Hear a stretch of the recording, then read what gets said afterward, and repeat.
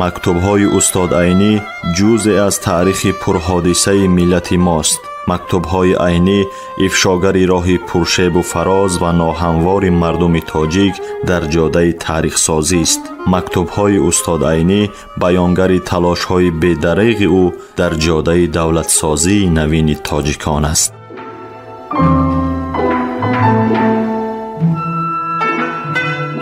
سامیان عزتمند، حالا شما از بخش خوانش ادبی مکتوب‌های استاد عینی را با نویسندگان و اندیشمندان همزمانش با چهره‌های علم و ادب تاجیکی در تهیه، تحریر، برگردانی و نشر آن کارمندان اینستیتوت زبان و ادبیات به نام رودکی اکادمی ملی علم‌های تاجیکستان، ادبیات شناس انزورت ملکزاد و گلبهار عثمانова سهم گذارند.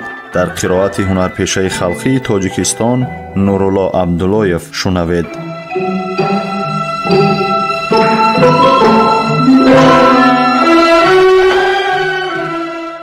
با ابوالقاسم لاهوتی، جواب عینی به مکتوب لاهوتی، 4 ماه 9 سال 38. محترم رفیق لاهوتی، مکتوب محبت اسلوب 25 اوگوست نوشته‌تان در 3 سپتامبر رسید. بیان عقیده که نسبت به مناسبت با مردم و از این جمله بین خود و من کرده اید تماما موافق واقع در این ضمن موافق عقیده من است. از وجه به مسکو رفتن رفیقه من و مشاهدت کردن من او را باشد این موقوف بر راهنامه کورورت است. سیوز نویسندگان ازبکستان متصدی شده بود که برای 20 اکتبر برای رفیقم پوتیوفکا دهد. اگر این وعده به عمل آید باید پوتیوفکا را تا سر اکتبر به من رساند. بعد از آن معلوم می شود که او را خودم مشاهدت می کنم یا با یگان کسی رفتگاری آن طرف همراه کرده می فرستم. رفتن خودم هرچند تا مسکو هم باشد 2 دشواری دارد. یکم، آن که وقتی که مادرشان سفر کرد بچگان تماما تنها می مانند. دوم اینکه در زمستان سفر جانب مسکو برای من تهلکه‌ناک است. همه اینها به شرط به دست در آمدن پوتیوفکا است، لیکن حالا معلوم نیست که آن وعده به فعل می آید یا نه، زیرا از روی نوشته پراودا وستاک معلوم می شود که کاری سیوزی نویسندگان ازبکستان به سر و بن می رود. در این حال معلوم نیست که سری سودای من داشته باشند. اما بر تقدیری که تا حال می رفتیم یا اینکه بعد از رویم به هیچ دعوت شما و رفیق بانو هم به شما با تلگراف خبر می دادیم و خبر خواهیم داد. همین روزها اعضای عائله‌ام تماما به باغچه اند. تا سر اکتبر آنجا خواهند بود و بچگان از اینجا به مکتب رفته می آیند. باغچه در داخل حدود شهر است. خودم شخصا خانه‌بانم از بس که سالی گذشته خانه بیریمان مانده بود جای بسیاریش رو به خرابی آورد. 3 سپتامبر روزی ورود مکتوب آخرین شما ریموند سر کردم. تخمینا تا 12 همین ماه تمام خواهد شد. از وجه سفر شما به طرف ما باشد همین روزها موافق است. تا آمدن شما ریموند هم تمام می شود. از وجه همراهی شما به استالین آباد رفتن من باشد. این یکی از مطلب‌های اساسی من است. اگر ریموند تمام شود و کسی را یافته پاسبانی خانه را به وی سپارم برای من مانعی دیگر نمی ماند. اما اگر این سفر به اولهای اکتبر راست آید در آن صورت هیچ مانعی نیست. سفر شما را به طرف ما در سطرهای بالا برای از بین مدعا بیرون و دور نرفتن به طرز ساده گفته گذاشتم. وگرنه این خبر مژده بود که همه اعضای عائله ما را، البته سر عائله خودم، به وجد آورد. اگر اختیار را به دلها مانیم هیچگاه این موافق است یا آن موافق نمی گویند، بلکه هرچی زودتر است بهتر است می گویند. وقتی که من مکتوب شما را بگاهی 3 ماه سپتامبر به دست اعضای عائله برای خواندنشان داده بعد از خواندن کدام وقت مناسب است گفته پرسیدم، همه به یک بارگی همین حالا همین ساعت بهتر است گفتند در جواب. اما بعد از قدر آرام گرفتن حالت وجد و شادی خالده گفت به فکر من اولهای اکتبر مناسب است، زیرا تا آن وقت ما هم به شهر میکوچیم و بسیارتر شرفیابی حضور میشویم. این فکره آخرین تعبیری من است از زبان خالیده. تعبیر خود او همه ما بسیارتر میبینیم و بسیارتر گپهاشان را میشنویم بود. خالیده پیش از به مکتب رفتنش در وقتهای 6 سالگیش از مادرش الفبای عربی را قدر آموخته بود. بعد از آن گاه گاه خطهای عربی را از نظر گذرانده سواد عربیش را قدر پیش برده است. حالا خطهای چاپیگی عربی را میخواند.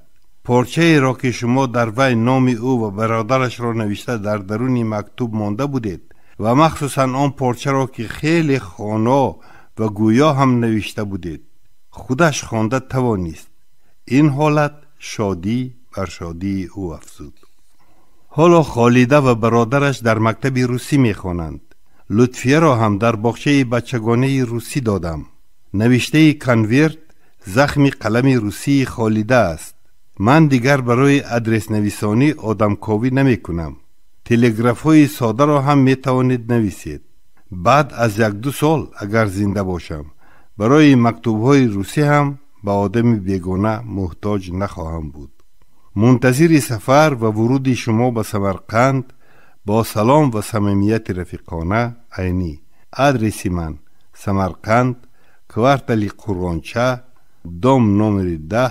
آدرس را که خیلی کوتاه کردم. البته روز سفری خود را به طرف سمرقند با تلگراف به من خبر خواهید داد.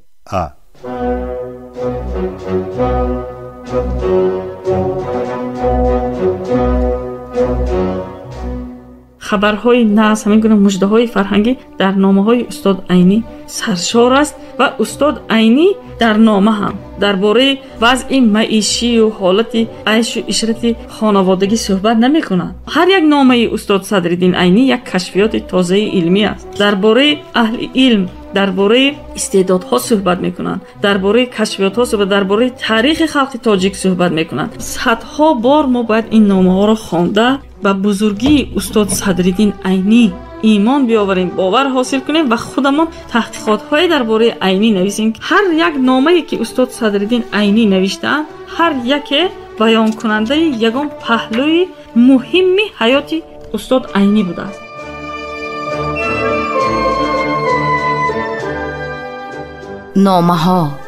نامه‌های سرنوشت ساز و تاریخ ساز ملت. نامه‌های اصالت‌آفر و آرمانگرای ملی. نامه‌های خودشناسی و خودآگاهی ملی.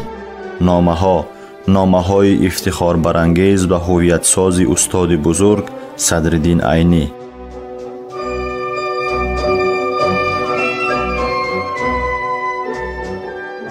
رفیقان قدردان، در دنیا هیچ دولتی و خلقی نیست که مانند دولت و خلق تاجیک اهل علم و ادبیات را به این درجه حرمت، غمخواری و قدرشناسی کند.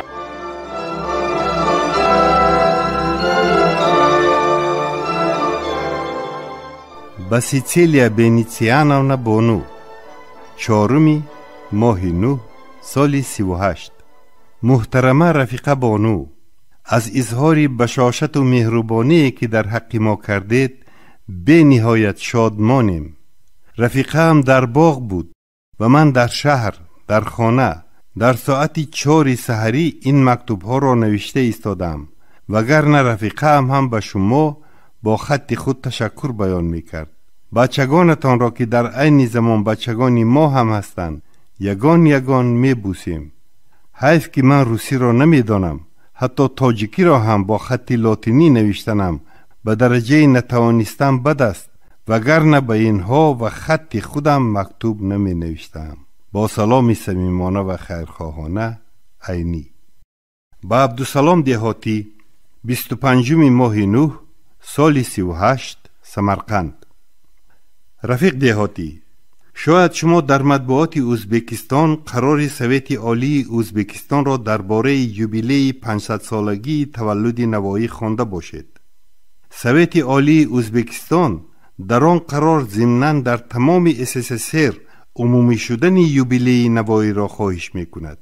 تاجیکستان که همسایه نزدیک ازبکستان است و نوایی با اثرهای خود در بین همه خلقهای تاجیکستان، خواه تاجیک باشد خواه ازبک، زنده است، باید در این یوبیلی نسبت به دیگر ریسپوبلیک‌های برادری اهمیت زیادتر دهد. در این صورت باید تاجیکستان سرخ به طرز تیاری در این یوبیلی صحیفه برآورد. من با خواهش لیدگزت یک مقاله نوشته ترجمه کننده به مسکو فرستادم. حاضر به نوشتن مقاله ازبکی مشغول می باشم. شما از اداره تاجیکستان سرخ فهمید اگر صحیفه برآوردنی باشد و در آن صحیفه مقاله مرا هم چاپ کردن خواهد و من نویسد یا نویسید، من یک مقاله تاجیکی نوشته خواهم فرستاد. با سلام رفیقانه، عینی. جواب دهاتی به استاد عینی، 29 ماه 9 سال 38. محترم دامولا، درباره تشکیل کردن صحیفه بخشیده به نوایی با محرر تاجیکستان سرخ رفیق پاچاجانوف گفتگوی کردم. معلوم شد برahim جلیل سپرده شد که یک سرمقاله نویسد. از شما التماس همین که در برابر فرستادن مقاله اتان نویسید که به صحیفه تشکیل می شدگی کدام شعرهایش تاجیکیش باشد خوبتر است میگویند و از کدام مجموعه یا تذکره گرفته شود. امروز کسی از مسکو آمد، رفیق لاهوتی آمدنی میگوید. چند روز پیش از خودشان یک خط گرفتم، در آخرهای ماه میروم گفته نوشته بودند. به سلام دهاتی.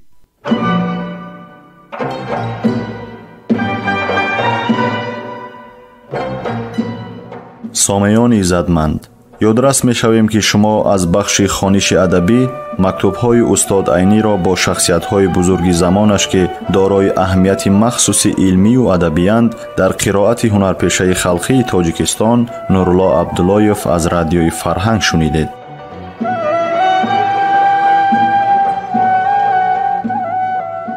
در تهیه و پیشنهاد گفتار سهم گذاشتند صلاح‌الدین نورزاد و لطفیه قربانова.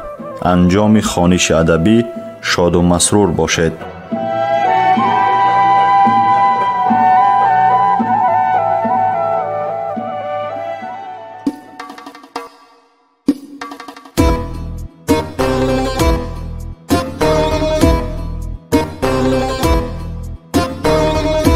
عمری عینی از برای خلق صرفی خامشو، خلقی ما را دفتری عینی شهادت نامشو. عمری عینی از برای خلق صرفی خامشو، خلقی ما را دفتری عینی شهادت